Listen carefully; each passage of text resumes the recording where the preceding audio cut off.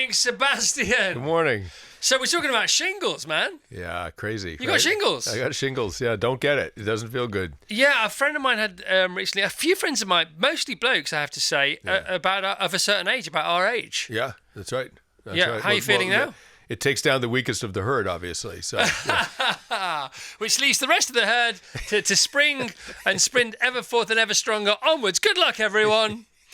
So I wrote this down. So here you are, potentially anti-golf, right? We'll have this chat. You're a potentially anti-golf danger hunter with a surrogate Apache uncle, more of a claim to fame to Schroeder and his cat than most of us, who also happens to have nearly died, or maybe actually died, and come back to life again to write about all that and more in the new book. Yes? Correct. Yes. Well done. No, you're very welcome. This book, it's brilliant. In My Time of Dying, How I Came Face to Face with the Idea of an Afterlife by Sebastian. It's a stunning read that it really gets on with it. And even though it's not a long book, it only took me a couple of hours to read yesterday. Boy, does it pack a punch. From quantum physics to pioneering medical creation and intervention, the wisdom of children, gallows humour, it's all in there. Where, pray, does one begin? You're a great storyteller. I don't really mind, Sebastian. Where do you want to go in on this? I've read the book. We can jump around. It's up to you. Well, all right. Well, I'll just jump in. So I was a war reporter for a long time. I started in Sarajevo in Bosnia in 93. I was in Afghanistan in 96, and then on through the War on Terror.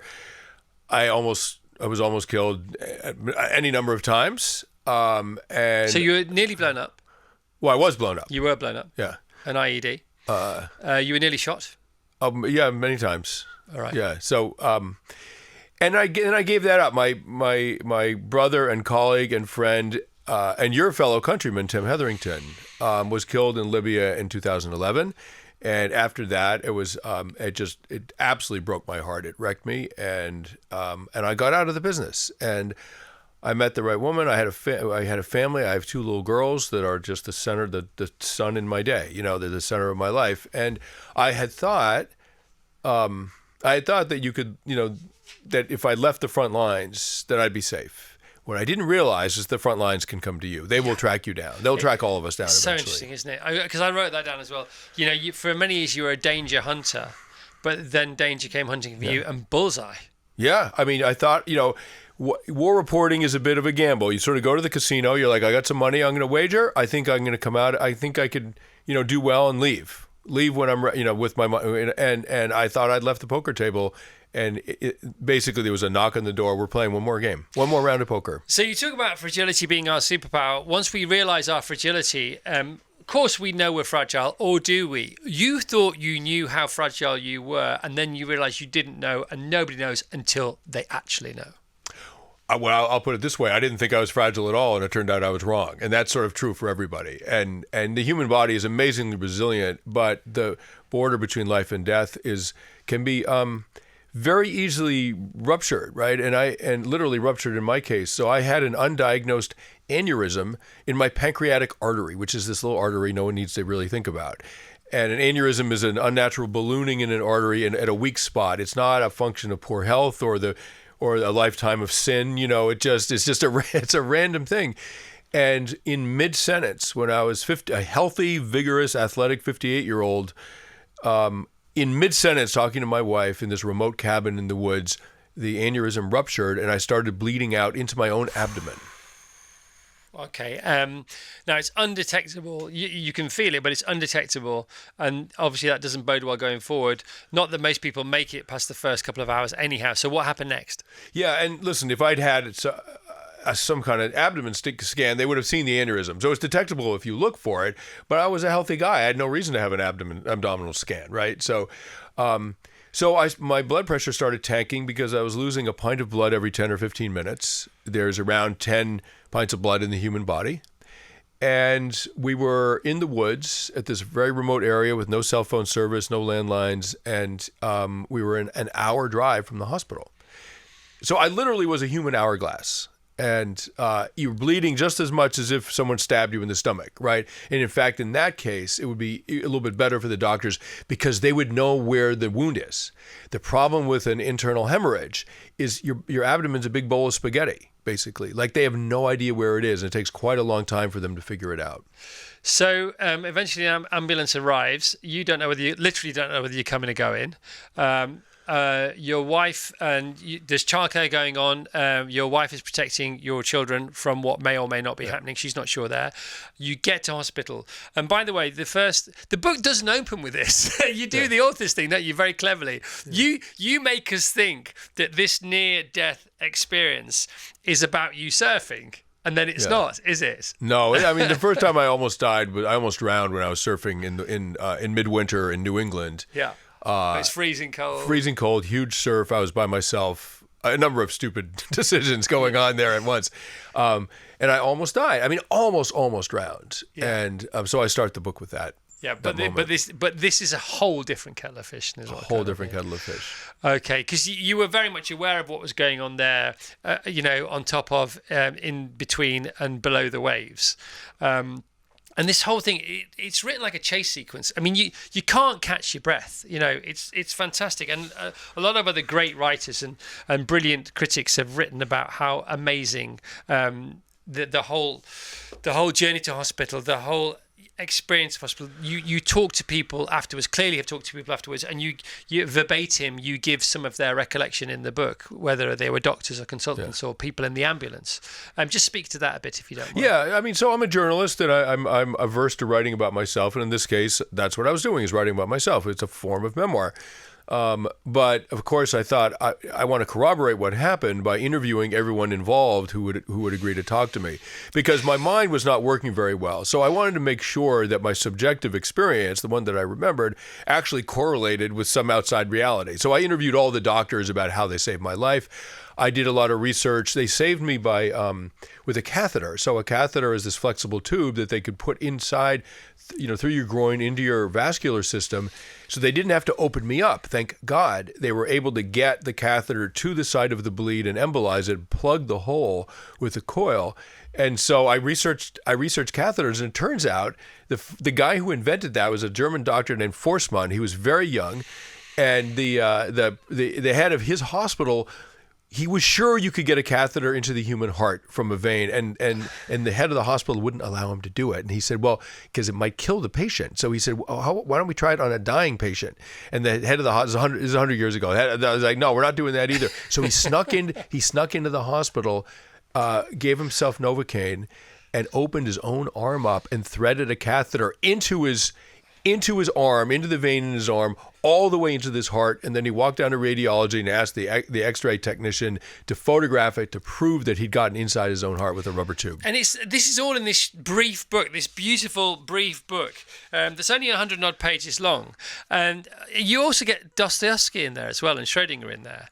Dostoevsky, I learned about after I finished the book. But Schrödinger, one of the grandfathers of quantum physics. So the short version of this is, my father grew up in Europe. His mother was from Austria, from Salzburg. And Schrödinger, who was in his 40s and had a family and headed for a Nobel Prize, had an affair with my great aunt when she was about 17 or 18. Yeah. And so he's very connected to the family. Okay, so this sort of existentialism and this sort of scientific and / poetic mind. This river runs deep, doesn't it? Back in your heritage, in your lineage. So let's go back to you, nearly dying or dying. Did you die? Do you think? My heart didn't stop. I was probably 10 minutes from my heart stopping. Right, okay. And then, the sort of subtitle of the book is How I Came Face to Face with the Idea of an Afterlife. There's so much to talk about, but we're sort of going to have to jump around and go for the headlines here because of our time limitations.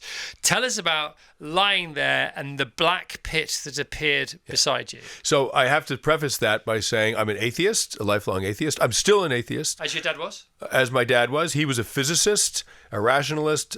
I'm a rationalist, just to prepare the sort of background for what happened to me. You run a mile if you hear the woo-woo.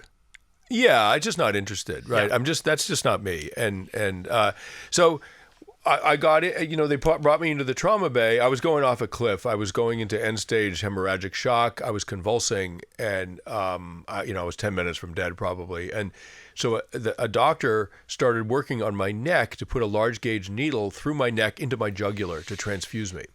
and which sounds a lot more fun than it actually is. And so he asked for your permission. he asked for my permission, and I had no idea I was dying, and it sounded horrifying. Like, who wants that, right? So And didn't he say he asked your permission, and then you said, "Is this in case of an emergency?" Yeah, exactly. And he said, "This is the emergency." I was shocked. I had no idea. I was in for belly pain. I mean, I didn't know, like, what? A needle in my jugular? What are you talking about? So I'm lying there, and he's sort of getting my neck prepped for this procedure, and suddenly this black void opens up underneath me, this black pit, and I start getting pulled into it, and it's terrifying. And I didn't know I was dying, but I had this animal sense that you don't want to go into the infinitely black abyss. Like, that's not a good idea, right? And so, and as I was getting more and more scared and getting drawn into this thing, my dead father appeared above me. And above me and to my left, and he was in this weird sort of essence. It was like his essence in this sort of energy form. It's very hard to describe, but there he was, hovering above me. I was absolutely shocked to see him. Like, it's not like I'm Christian and I saw angels. I'm not culturally prepped for anything like this, right? Like, I have zero belief in anything. And so there he was, and I didn't know I was dying. And there he was, and he said, "It's okay, you can come with me. I'll take care of you." And I was absolutely horrified. It was grotesque. Like, go with you, you're dead. I love my dad, but I was like, I'm not going with you. You're dead. I'm alive. Get out of here. Like, we have nothing to talk about right now. Like, later, much later. And I said to the doctor, "You have to hurry. I'm going right now." And I didn't know where I was going, but it was very clear I was headed. You were slipping away. I was outbound. I mean, I sort of knew that, right? And then, they transfused me, and they managed to saved me in the IR suite with this catheter and embolized the bleed, and then I woke up in the ICU the next morning. So you woke up the next day, and the nurse said to you, "None of us can believe you're here." Yeah, I woke up to the sound of nurses chatting, and I opened my eyes, and one of them said, "Good morning, Mr. Junger. Like, basically, congratulations, you almost died last night, and no one can believe you made it. It's kind of a miracle." And then she left the room, and I was just lying there. I have 2 young daughters, a family. And I was in shock. It was a horrifying thing to hear. And then she came back, an hour later and said, "Hey, how are you doing?" And I said, "Well, not so well, frankly. What you said is terrifying, and I don't know what to do with it." And she said, "Try this. Instead of thinking about it like something scary, try thinking about it like something sacred." And she walked out of the room and out of my life. And I've been thinking about that ever since. And did that nurse exist? Because I know that you have recollections of some people you had conversations with, and you went to track them down, and nobody's ever even heard of these people. Well, I tried to find the nurse because I had lots of questions after I recovered and went home. I wanted to circle back just out of curiosity, and because I had the feeling I was going to try to write about all this. I wanted to find her, the wisest person I've ever met. Like this incredible piece of advice that I've been thinking about ever since. And whether it was just hospital bureaucracy, or she didn't want to talk to the press, or I'd conjured her, right? I mean, I didn't trust my own mind. I mean, that was one of the basic problems I had, is I did not know what was real and what wasn't. So I don't know what the explanation is, but I could not find her, and no one even sort of recognized my description of her. And, in the book, and again, it's hard to believe. I was spellbound by the book anyway, but I sort of had post-traumatic reading syndrome after reading it, because I couldn't believe so much was in it, because you actually get to the Big Bang as well in the book. Yeah, I mean, so I'm trying to figure out in rational terms what I saw when I saw my dead father. And there's a lot of, very credentialed people who have researched near-death experiences, NDEs, and there are thousands and thousands of accounts, and they're sort of weirdly similar. And weirdly consistent across cultures, across the ages. Like, they're sort of strangely consistent. And some people feel that the accounts amount to evidence of an afterlife, right? And then other equally smart and credentialed people, say neuroscientists, for example, just say nonsense. We can explain all this through neurochemistry and seizures and all this sort of like scientific knowledge. And but ultimately, and the jury's out, right? I mean, I don't know, and I'm not going to tell you because I can't know one way or the other. But one of the really interesting conversations around all this was that there may be some kind of post-death existence at a kind of quantum level. It means a subatomic level, and there's a certain amount in the quantum world. There are deep mysteries in the quantum world we just don't understand.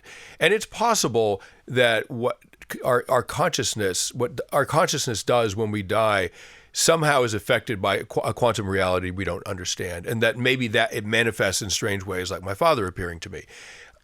Total conjecture, right? I mean, I'm not proposing this. I'm just saying it's theoretically possible, and there's some real conversations around it. But in the book, I say, the universe went from nothing to hundreds of millions of light years across in an amount of time that's too small to measure. My dead father appearing above me is the least of what we have to explain.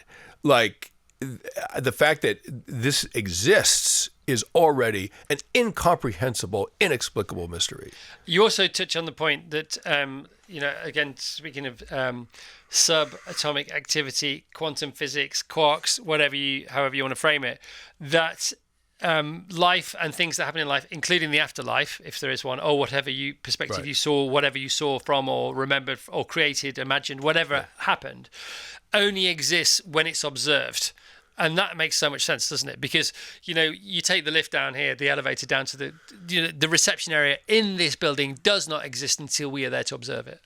Yeah, I mean, at the quantum level, this was one of the great mysteries 100 years ago. There's the famous double slit experiment, which is that if you send a photon at a steel plate that has two slits in it, and you don't observe it with a photon detector, it does its thing in private, as it were, right?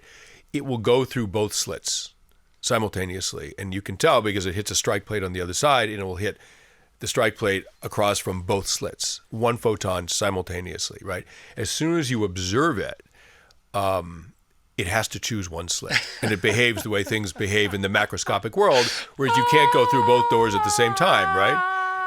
My mind is melting. Or is my mind already melted? Right. Am I just imagining Yeah, that's right. it? So that's the great mystery of one of the great mysteries of the quantum world. Oh my goodness me! It is endlessly fascinating, this book. What have you learnt about it? You talk about golf, and about golf is enjoyable, but it has no meaning unless you're putting for $3 million maybe at the end of the Masters or something like that. But meaning is what life is all about. And it's good to be necessary within a situation because that draws you into the moment. It gets rid of the past. It gets rid of the future. They don't exist anyway, only as a story or a recollection in our mind. And to have a necessity about your day is helpful. Can you speak a bit more to that? Yeah, so what I was saying in the book is that consequences give meaning to things, right? So moments with high consequence, childbirth, the stakes are extremely high. They're life and death, right? Combat. Yeah. I mean, these are the things we all know. They have high consequences, and as a result, they have a high meaning. A game of golf, I don't myself play golf, and I don't mean to pick on golf, but it seems like the quintessential thing that nobody really needs to do. They just choose to do it, right? Well, there's fishing as well. Yeah, right, exactly. Pretty much maybe, up there. Yeah, maybe people do eat fish, but golf, but I understand it's an extremely pleasant sport, and my hat's off to you if you're good at it. But in terms of real consequences, right? The consequences are minimal in a game of golf, and so it can be very pleasurable, but not particularly meaningful in that sort of ancient human sense. I met my wife on a golf course, so it has been meaningful to me. Well, there you go. Yeah, it's funny though, isn't it? Yeah. I didn't have that ready. Actually, I didn't think about that last night, but I did meet my wife on a golf course. We now have 4 beautiful children, so it has some consequences. But that's just life, I suppose. That's life. Yeah. Oh my goodness me, Vassos. You talk about the camaraderie of a war situation. You in Afghanistan at that, on that remote thing for a year and stuff, and a bit of you misses some of that, misses the consequence, but also the honor. Can you talk a bit about the honor and what you learn sort of for the rest of your life? How I guess the idea is to be useful to the collective. Yeah. So I studied anthropology in college. Humans, of course, are social primates. We don't survive alone in nature. We die very, very quickly. Yeah. We survive and we thrive in groups. And our survival comes from being part of a group. And the best way to ensure that you're part of a group is to be necessary to it. So when we do things for the good of the group, it feels very good. I mean, just like immediately, intuitively, we're hardwired to respond positively to being in service to a small group that we depend on. And when everyone in the group is doing that, there is a slight sort of intoxication of purpose among everybody. And that's true of a platoon.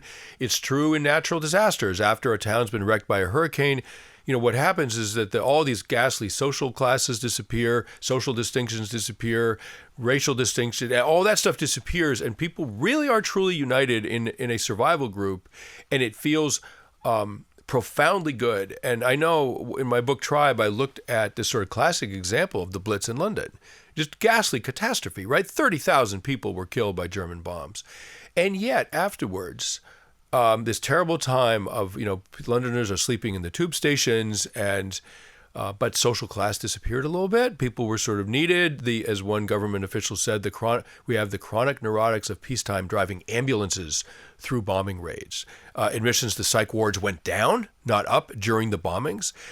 So there was an overall positive impact on sort of collective and individual mental health. And there are brilliant wartime presidents and prime ministers, but they're terrible in peacetime, the same people. Yeah, exactly. They're just not made for it. That's exactly. It's not that you miss the trauma of being attacked, it's that you miss the camaraderie of supporting each other. Right. And people do that immediately, right? I mean, after 9/11, within minutes, New Yorkers were sort of coalescing around an identity of we are New Yorkers, we're Americans, we've been attacked. What do we need to do? Do you need blood? Shall I donate blood? Can I go down to ground zero and help shovel debris? Whatever. The response is instantaneous, and it's adaptive. That's how humans survive, right? So when you give people that experience, that profoundly human experience that characterizes human life for the last hundreds of thousands of years, you give it to them in modern society, and then you take it away, they're sort of bereft.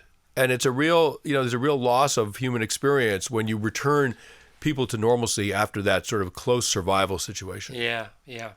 It's got to touch the old man on the sea about it, this book, because it's almost like a short story. 138 pages of actual text. There's there's the sort of introduction, there's the acknowledgements afterwards, and references and things like that. Did you just stop writing it when you felt it was done? Because it's so beautifully concise. Thank you. Well, that's what I strive for. I don't want to waste my readers' time, and I feel like if I have an idea that I want to present, like my book Tribe, I want to do it in the most efficient, most poetic and efficient form possible. If you're really chronicling something, documenting something, you do need to be kind of thorough. This could have been twice as long, but you wouldn't have learned twice as much. It's funny that, isn't it? You're right. You learn more because it's shorter. Yeah. It's incredible, man. It's incredible. So there's the wisdom of experience which comes with age, but there's also the wisdom of youth, the ethereal wisdom of youth. And there's some of that in this book, isn't there? From your daughter. I hope so, yeah. Yeah, well, no, it's quotes from your daughter who sets you straight. Oh, from my daughter, yeah, yes. Yeah, I quote my children a few times. Children are blank slates, so they see the world for what it is. And you can learn a lot from them because they don't have these presuppositions. So, at one point, just a quick anecdote, my wife was saying to my eldest daughter, now make sure, she was, washing her face or something. She said, my wife said, no, make sure to really scrub to get all those invisible germs. And my daughter, who's 7, said, Mom, they're not invisible, they're just microscopic. Like the learning never stops, right? There's only one photo in the book, and it's of you and your dad, and it's a young you, and it's your dad looking cool. He looks a bit like Errol Flynn, or so, he just looks like an absolute superstar. And the thing I read this book last night, and shortly after I finished the book, I went upstairs to where my twins were being read stories to by their mum, my wife, and she was reading them a book about an old lady and a granny and a granddaughter. Great book. It was a picture book with some words, but mostly pictures. And it turns out, a few pages long, this book. You know how clever some kids' books can be. Yeah. And you get to the final page, and I arrived at the final page, and I just finished reading your book, and on the last page of the text is this brilliant picture of you and your dad on a beach somewhere. And there was this book about the granny and the granddaughter. And you turn to the final page, and it turns out that the granddaughter is in fact the granny when she was younger. Oh. But the granny doesn't know it. And the granny all the way through the book is looking after the little girl, but it's herself. And it put me in mind of this, but because life is over like that, isn't it? Yeah, it is. It is anyway, even if you get to live a full and wholesome life. And you finished the book with 3 beautiful paragraphs. Do you mind reading them for us? Of course. Okay, can you just set the last 3 paragraphs up? Absolutely. So I didn't bring my reading glasses, but I think my arm is long enough to hold the book. Do you want to borrow mine? Oh, sure. It's Do up to you mind? Not at all. I promise not to give you I shingles. don't mind. By the way, if this is you on shingles, you sound like you're at full tilt to me. Anyway, off you go. So set it up if you don't mind for us. Yeah, so this is at the end of the book, and I'm recounting something that happened when I was a teenager. My father grew up in Europe. He was a physicist. He had never slept outdoors. Upper middle class, born before World War II. He had never slept outdoors. And I was really into camping and hiking and backpacking in the wilderness and all this stuff. And I, at 16 or 17, I thought, it's time. I'm going to bring him out there. And I'll read this passage where something happened to him.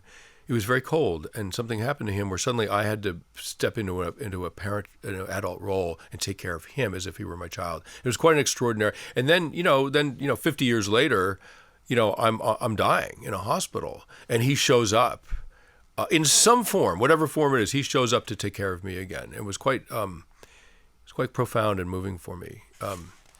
He was a difficult father at times. He was on the spectrum. I think Asperger's, brilliant, but hard to reach emotionally, just so that you have a sense of the man. When I was 16 or 17, I convinced my father to go camping with me in the White Mountains of New Hampshire. He had never slept outside, and I thought it was time. It was late October, and dark came on faster than we expected, and with it, the cold. We found ourselves in a forest of dwarf spruce just below the tree line, looking for a place to sleep. It was then that I noticed that my father wasn't making much sense. He was strangely passive, like a child, and disinterested in what was happening around him.